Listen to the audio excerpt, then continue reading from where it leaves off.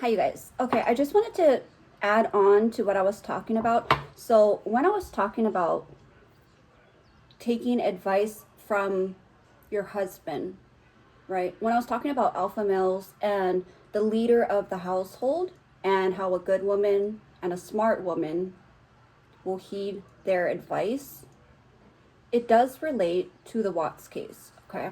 So, in that family, we see not only were the roles reversed, right? And we know it didn't work. We know that SW was a horrible person to put in charge. It's the blind leading the blind. And when you see CW, right, running around, right? Everybody thinks it's funny when I say Cinderella. He was Cinderella. When you see him doing everything at the snap of her finger, right? Was that a sign of love or mutual respect? No. That was fear, okay? Was it fear that he had of her? Probably of her wrath, right? I think even more fear of her blowing up. So she must have had these outrageous, really crazy blow ups, right? Also, the doll pic. The picture of the life-size doll on the couch, covered with the twister tarp, right? That is a threat. That was a threat. And that wasn't the first time she did that. There are hundreds of photos that SW took of her children with their faces covered with blankets and pillows, with their entire look like babies smothering. Okay? That's what it looked like. And then when that was her last Facebook post, right? The media reported it as ominous and as a premonition. Like she had some sort of feeling or premonition of what was to come. Is that real? Is it real that all these women had premonitions and visions, right? If you really did, wouldn't you be on protection mode? Would you be leaving your child alone with that person if you really felt that they were going to do something like that? Would you not check on anybody if that's what you thought? It is much more likely that that photo was a threat. And I believe that the hundreds of photos before that she did to the girls, right? With their faces covered, with their entire body. There is even a photo of Bella sleeping in her car seat. You know those headbands that she used to put on their heads with the big flowers on them? There is a photo of Bella in her car seat, sleeping. And SW put that headband, wrapped it around her face and mouth. Okay? So who smothered the children? If a jury saw that, who do you think they would think smothered children? Do you think that a judge, a jury, and people that live in the real world and not pretend premonition world are going to believe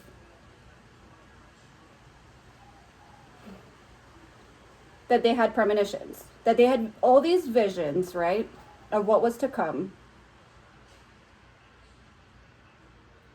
I don't think so. I think it's silly. It's almost silly if you buy it. Okay? So yeah.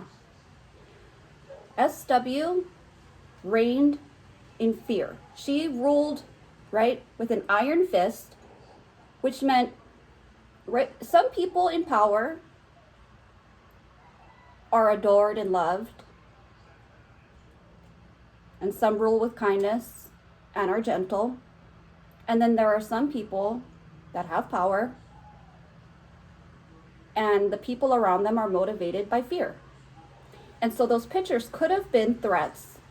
She could have been taking those photos, those hundreds of photos of the babies with their mouths and their faces covered while sleeping, and using them as threats towards CW, right?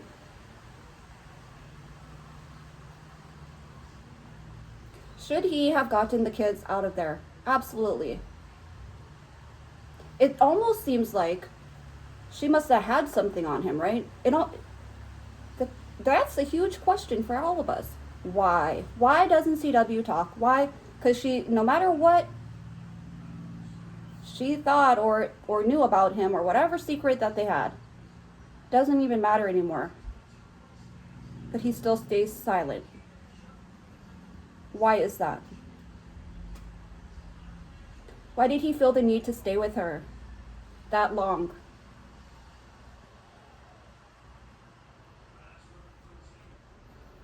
SW was physically, she told a story about a time when she was physically violent towards CW. And she pushed him out the door physically into the cold, it was snowing. Apparently it was snowing, and he didn't even have a coat. And she didn't let him back in the house because she didn't get her way. And she said after that moment, CW learned, right? He learned who's the boss. He learned not to talk back. He learned not to answer. Because really, in the real world, if a woman was being that demanding, right, to where she did nothing all day, she stayed home, did nothing all day, didn't even have to watch her children, and a man went to work all day, a hard labor job, then came home, and his wife was like, you need to hand wash the clothes, hang dry them all, right? You need to do the dishes, you need to vacuum the floors with the lines, you need to bathe and feed my children, you need to fucking pick them up from daycare, you need to... In the real world, a man would say, I don't want to. What are you going to do? Right? Why do I have to do everything? There is a reason why CW never opened his fucking mouth. It was fear. Remember the letter that him and his sister created in North Carolina? If anything is to happen to me, my wife did it. Threat number 2. Threat number 2. And it wasn't allowed in. It wasn't allowed into evidence or court or whatever, right?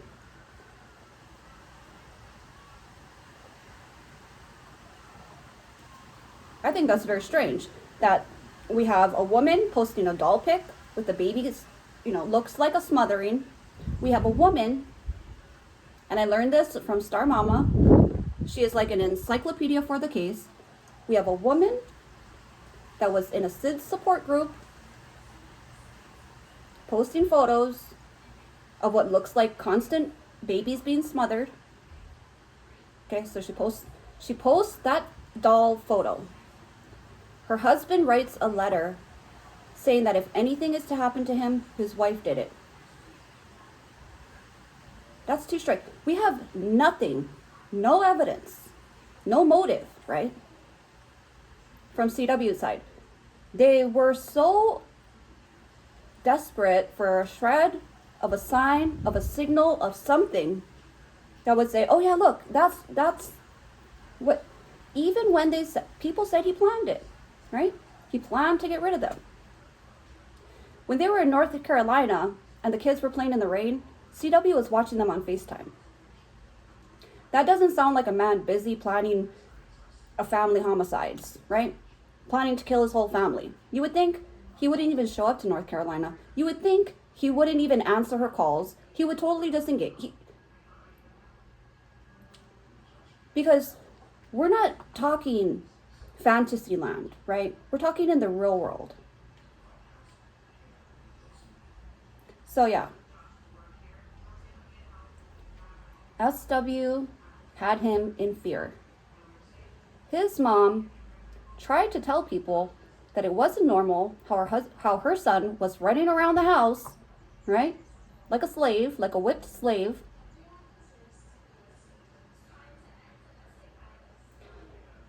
They were having a party. I believe it was for CW. I think it was his birthday. So they had a family gathering. His parents were there.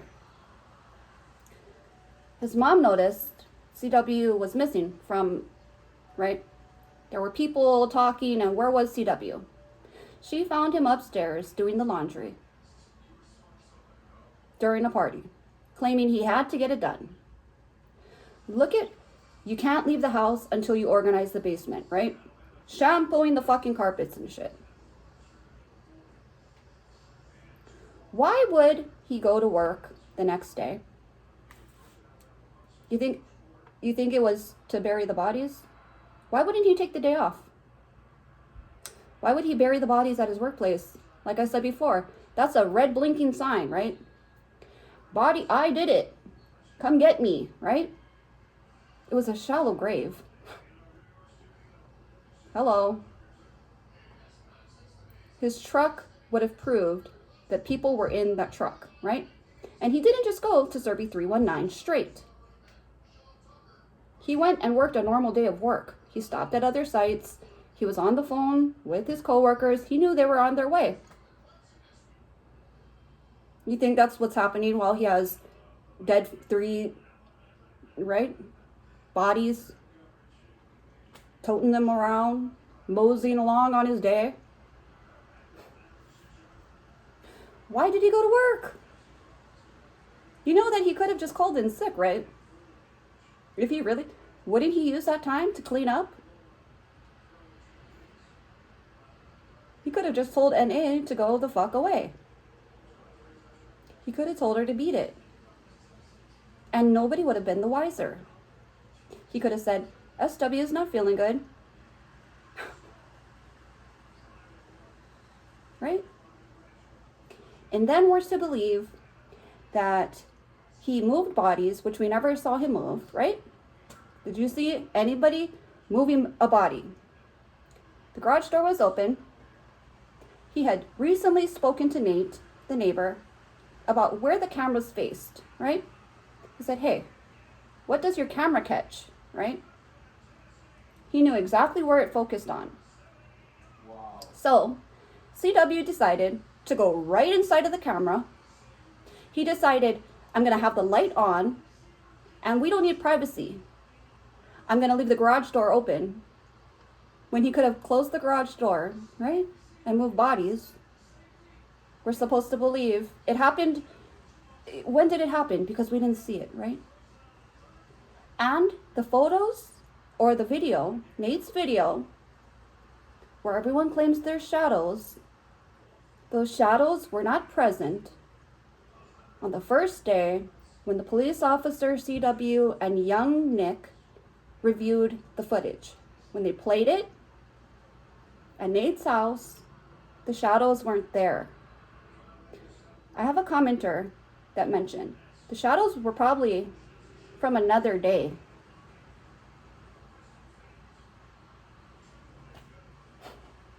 Exactly. The shadow videos were probably from another day. They were not there when they first reviewed it from that night.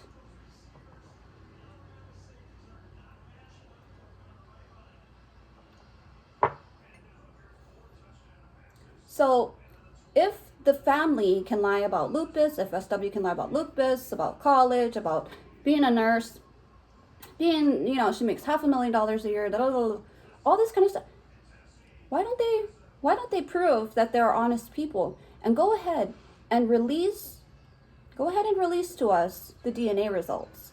Go ahead and release CW's phone. Why have they kept CW's phone? Would it prove his innocence? That's what I think. His family could give that to a very good defense attorney, right? Somebody who likes those big cases that gets a lot of attention. And that might get him out of jail. That might get him out of prison. Could he have put the bodies there? Not by himself. Not by himself, you guys. Go watch Red Sky Black. If you just want a clean cut, straight to the nitty gritty, short video that has all the information on it, right? Timestamps, every fucking step he took with a clock timestamp next to it. Every phone call, every text, every move he made, Red Sky Black has it. And she does, or he or she does it in like under 10 minutes. Clear as day. Can't dispute it. There is no possible way, and there is no possible way that those babies fit in those safe hatches, right? From the top. There is no way without breaking a bone. With all their clothes on, right? With a pull-up on. Dr. Phil had to go and exaggerate and say the baby's bones were broken to get them in that hole. Because even they knew that doesn't make sense. How did they get... This is about the size. It has my paint in it. But this is not... Right? The size about a paper plate. Okay? You can't fit a baby through there.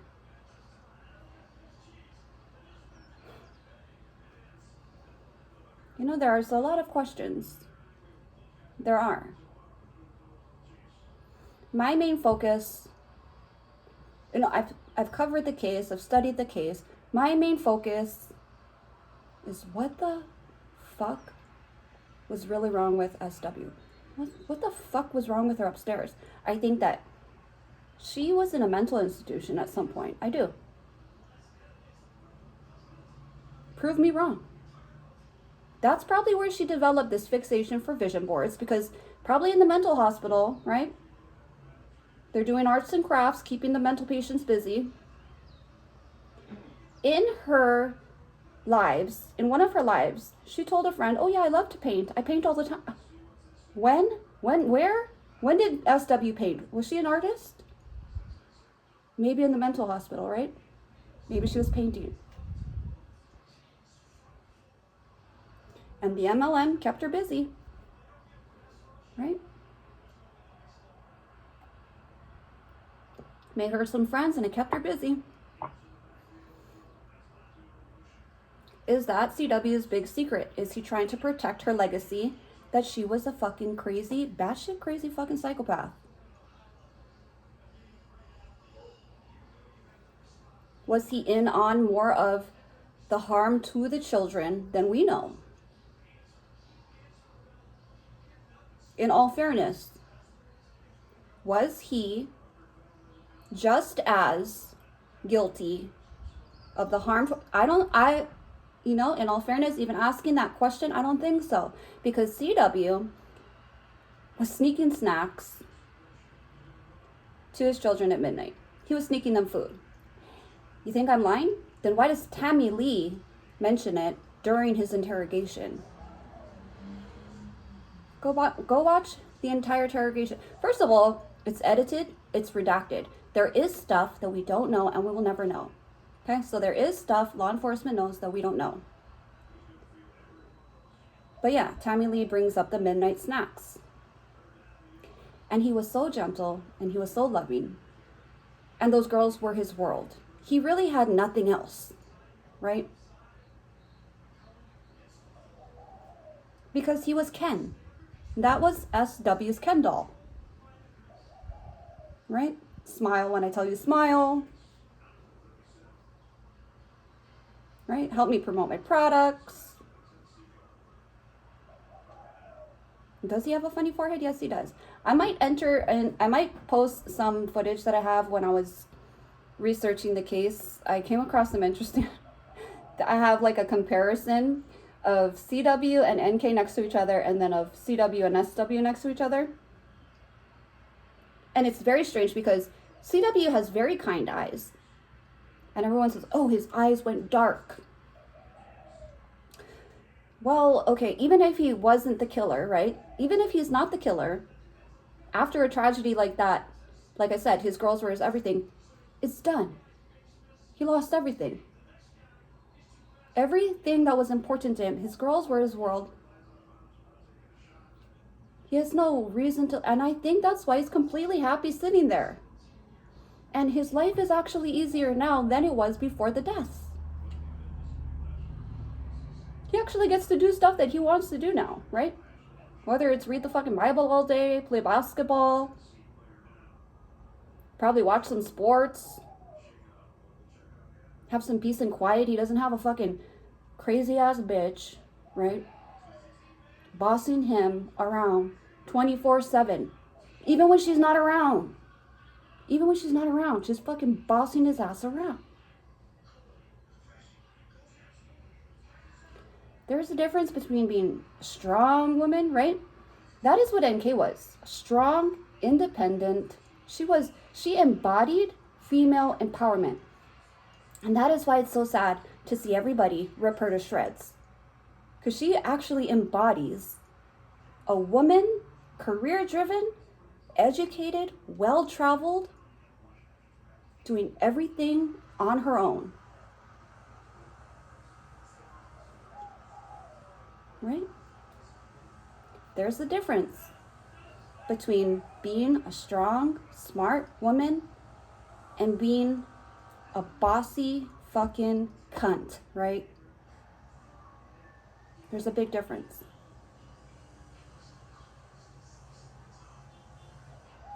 Somebody mentioned, when I said those women didn't love their children, they loved themselves, somebody mentioned in the comments, and it was really true. They didn't love their children, but they also didn't love themselves. That's why they have this insecurity, right? That's why they're all over the internet, fishing for compliments, right? Fishing for validation every which way you look. People that love themselves do better. People that love themselves wouldn't allow things like what SW allowed, right? If you love yourself, you're able to love others. And that is why, a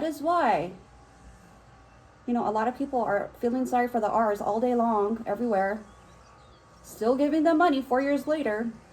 There is no family of murder victims that collects money or asks for money after the deaths are all finished, the burials are done, right? It's not going to a foundation. It's not going to a better cause.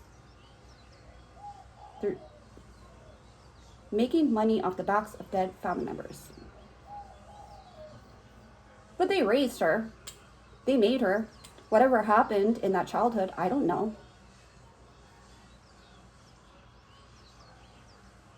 I mean, if you look at SR and SW, it's not hard. They are exactly alike, right? She was a future SR.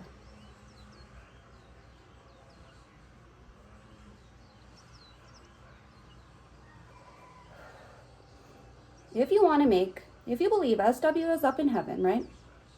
And you're their family member and you want to make that person happy, your family member that's passed away, wouldn't it make them proud if you go in and get yourself some rehab for people that are almost 40 years old or 40 and still living at home with mommy and daddy, grown man baby? Wouldn't it be better to go get intensive therapy and fix your life and move the fuck on? Or do you think your loved one that looks down on you wants you to be miserable for the rest of your life? Wants you to be a friggin' nobody for the rest of your life?